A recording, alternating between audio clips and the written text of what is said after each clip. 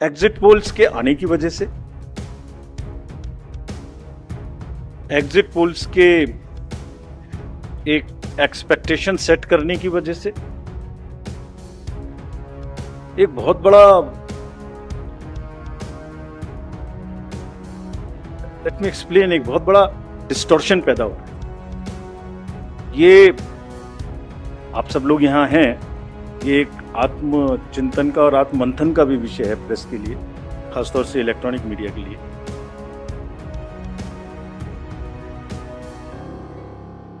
पिछले कुछ इलेक्शन से दो तीन चीजें एक साथ हो रही हैं, अगर हम उसको पूरे कैनवस को एक साथ देखें तो, और ये सबके लिए समझना जरूरी है। पहले एक एग्जिट पोल आता है जिसकी हम उसको गवर्न नहीं करते, जो एस्टेब्लिश्ड रिजीम है, स्टैट्यूटरी एंड जुडिशियल रिजीम, उसमें हम उसको गवर्न नहीं करते। लेकिन एक खुद के आत्मचिंतन की जरूरत जरूर है कि वो उसका सैंपल साइज क्या था, उसका सर्वे कहाँ हुआ, उसका रिजल्ट कैसे आया। अगर मैं उस रिजल्ट से मैच नहीं किया तो मेरी क्या रिस्पॉन्सिबिलिटी है, कहीं कोई डिस्क्लोजर्स हैं कि नहीं है, ये सब देखने की जरूरत है बहुत सख्त। there are bodies which govern this, there is NBSA, there are other bodies which self-regulate, and I am sure the time has come that the associations, bodies which govern will do some self-regulation, because इसी से जुड़ा हुआ दूसरा विषय है जो कि बहुत ही इंपॉर्टेंट है। जिस दिन पोलिंग खत्म हुई उससे रफली थर्ड डे काउंटिंग होती है। तो आज शाम को 6 बजे से एक एक्सपेक्टेशन राइज हुई, सबने सोचा ये होने वाला है, जिसका कोई साइंटिफिक आधार, जिसका कोई लीक पब्लिक में डिस्क्लोजर में नहीं है। जब काउंटिंग का समय शुरू होता है तो 8:05 और 10 से रिजल्ट्स आने शुरू हो जाते हैं, which is नॉनसेंस। आप बताइए, मेरी पहली काउंटिंग 8:30 बजे शुरू होती है और हमारे पास प्रमाण है इस बार कि 8:05, 8:10, 8:15 पर आने लगा, इतने की लीड, इतने की लीड, इतने की लीड, इतने की लीड। ऐसा तो नहीं है, I am just posing question, we are not gone into this, but ऐसा तो नहीं है कि एग्जिट पोल को जस्टिफाई करने के लिए वो शुरू में ट्रेंड्स आ गए कि हमने तो ऐसा कहा था, वैसे ही ट्रेंड हो रहा है, बाद में जो होगा वो होगा। और अचानक से पहला रिजल्ट एक राउंड का 8:30 बजे जब काउंटिंग शुरू हो रही है तो 9 बजने में 10 मिनट, 9 बजने में 5 मिनट से पहले 20 मिनट भी लगेंगे एक राउंड में, तो आ ही नहीं सकता। और हम उसको 9:30 बजे वेबसाइट पे डालते हैं, 9:31 पे, एग्जैक्टली। कभी भी देख लीजिए एक के बाद एक, 9:30 पे हम उसको अपनी वेबसाइट पे डालते हैं, फिर 11:30 पे डालते हैं, फिर 1:30 पे डालते हैं। चलिए, आपके कोई कॉरेस्पॉन्डेंट वहां मौजूद थे, उन्होंने पहले बता दिया। प्रोसेस काउंटिंग में रिजल्ट को स्क्रीन पे दिखाना पड़ता है, एजेंट के साइन लेने पड़ते हैं, ऑब्जर्वर से जस्टिफाई कराना पड़ता है, तो ऑफिशियल साइट पे आने में आधा घंटा लग सकता है। लेकिन 9 बजे से 9 बजने में 10 मिनट से पहले कैसे आता? और उससे क्या होता है, एक तो एक्सपेक्टेशन है एग्जिट पोल्स की, उसके बाद 8:45 बजे तक मैंने दिखा दिया उसी के मापदंड से कि वो लीड कर रहे हैं लोग। तो वास्तविक रूप से जब वो एक्चुअल रिजल्ट्स आने शुरू होते हैं तो एक मिसमैच होता है, and that mismatch is also giving this can lead to serious issues sometimes. Even the gap between expectation and achievement is nothing but frustration. So ये एक विषय ऐसा है जिस पर हम तो नहीं, हमारे हाथ बंधे हुए हैं, लेकिन एक कुछ ना कुछ मंथन की, कुछ ना कुछ, एंड आई एम श्योर जब इस देश में, जब कंट्री में इस तरीके की जरूरत होती है तो एक सेल्फ करेक्शन हो जाता है। तो सभी रिस्पॉन्सिबल लोग इसका सेल्फ करेक्शन जरूर करेंगे, I am sure about it.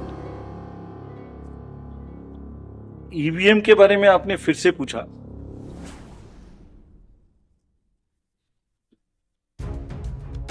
बहुत बार मैं बता चुका हूं आपको, थोड़ा समय लगेगा तो फिर से बता देता हूं। 6 महीने, लगभग 5-6 महीने फर्स्ट FLC शुरू होती है ईवीएम। मैं 2 बात बता रहा हूं बस, मोटी सी 2 बात, बाकी सब आपको मालूम है। वो टेम्पर नहीं हो सकती, उसमें कोई कनेक्शन नहीं हो सकता। अभी लोग पूछते हैं जब पेजर से उड़ा देते हैं तो ईवीएम को कैसे हैक नहीं कर सकते, ये भी पूछते हैं। जब कोई किसी कंट्री में पेजर से उड़ा दिया तो ईवीएम हो जाएगी। अरे भाई, पेजर कनेक्टेड होता है, ईवीएम कनेक्टेड नहीं होता। एनीवे, दो बात मोटी मैं आपको बताता हूं, बहुत मोटी।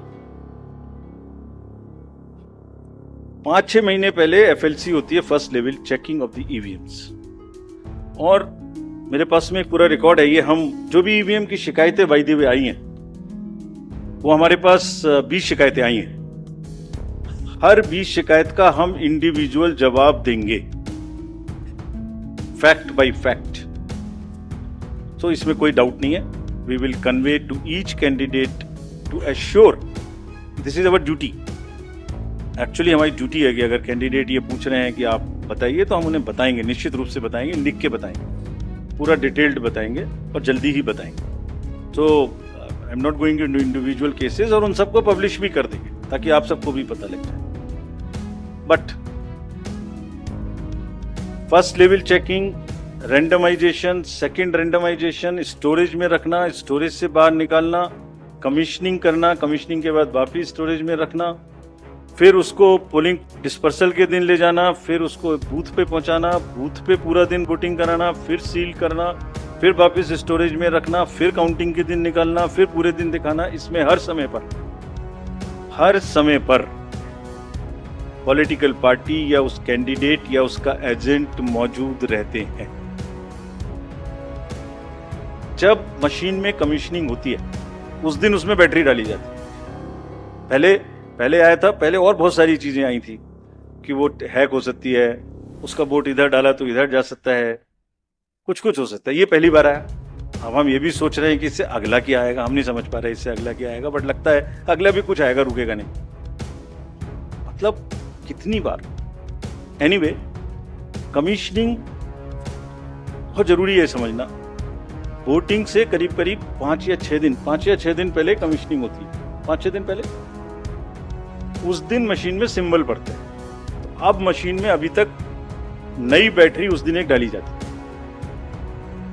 और सील करके उस बैटरी पे भी कैंडिडेट के एजेंट्स के दस्तखत होते हैं। छोड़िए, मशीन पे तो होंगे ही होंगे, हमें भी नहीं पता, हमने भी पता नहीं कब बनाया था ये नियम, हमारे काम आ रहा है अभी कि वो बैटरी पर भी एजेंट के दस्तखत। और अब कमीशनिंग के बाद, क्योंकि 5 ही दिन बचे हैं और इसमें सिंबल लोड हो चुके हैं, ये उनके सामने में स्ट्रांग रूम में जाएगी, डबल लॉक लगेगा, 3 लेयर की सिक्योरिटी रहेगी, 3 लेयर की, जिसमें सीएपीएफ भी शामिल होगी, मस्ट है।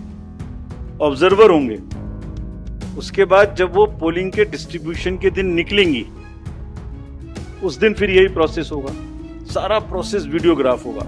यानी वीडियोग्राफ होने के बाद फिर वो फील्ड में पहुंचेंगे, सेक्टर मजिस्ट्रेट साथ में रहेंगे, फिर कैंडिडेट के एजेंट साथ में रहेंगे, फिर वहां पहुंचेगी, फिर कहेंगे भाई देख लो इसको, सब ठीक है, जो आपको नंबर दिया, हाँ, और उसके नंबर भी सबसे शेयर किए जाएंगे, इस नंबर की मशीन इस बूथ पे जाएगी।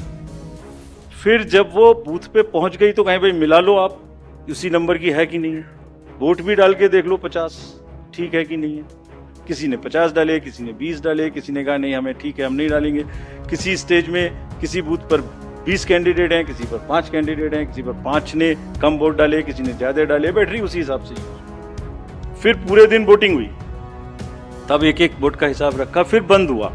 बंद होने के समय में एंड ऑफ क्लोज ऑफ पोल में फिर से दस्तखत कराए, फिर से हिसाब लगाया कितने वोट पड़े, फिर से फॉर्म 17C दिया। उसको कितना दिखाएंगे, कौन दिखाता है इतना, बताइए। कोई एक प्रोसेस कंपैरेटिव बताइए पूरी कंट्री में जहां पब्लिक डिस्क्लोजर पार्टिसिपेशन इतना अधिक हो, कोई ये बताइए प्रोसेस।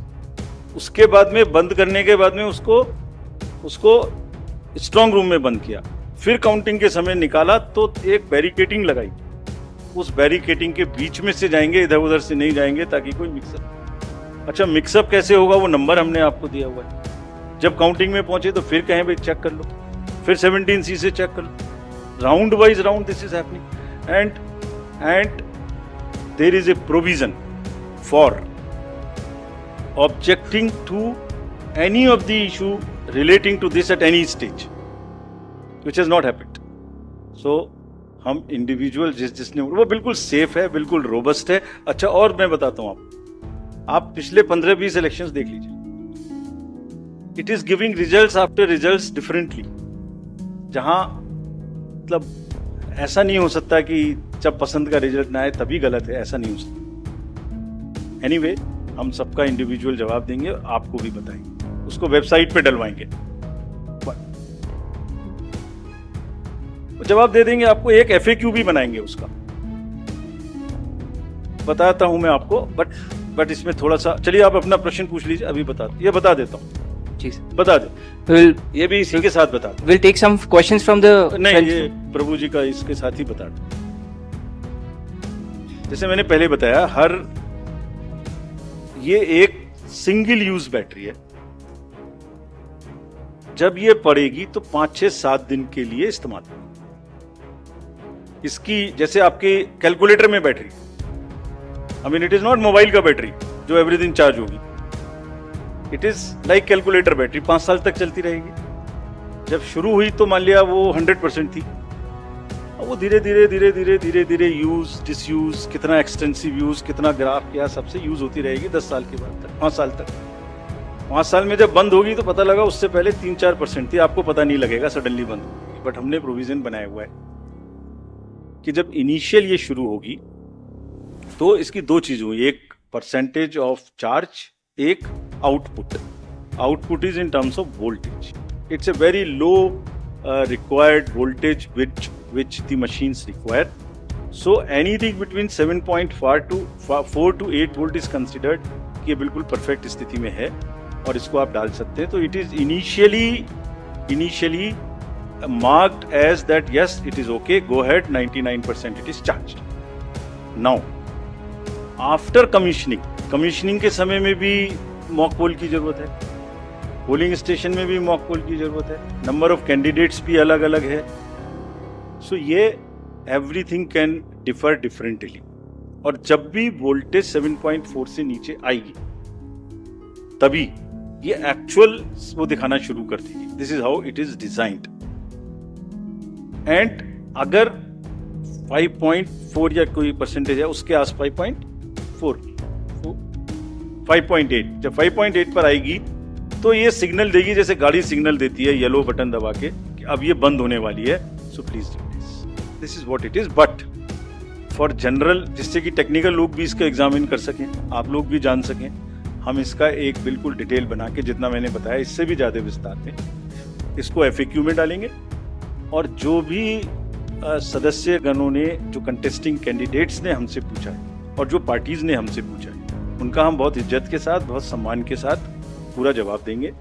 और जैसे जैसे आरओज अपना अपना जवाब दे देंगे, we have asked all ROs 20 कि आप सब डॉक्यूमेंट करिए, सब बताइए कि कब कमीशनिंग हुई, सब बताइए कौन कौन साथ में था, पूरा डिटेल विस्तार बनाइए, पूरी प्रोसेस एंड टू एंड.